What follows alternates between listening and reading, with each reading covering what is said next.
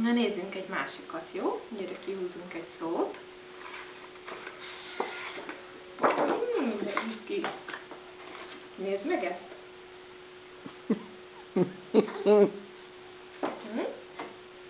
Mi volt odaírva? Az volt odaírva, hogy konyha, az, hogy WC, vagy nem tudod.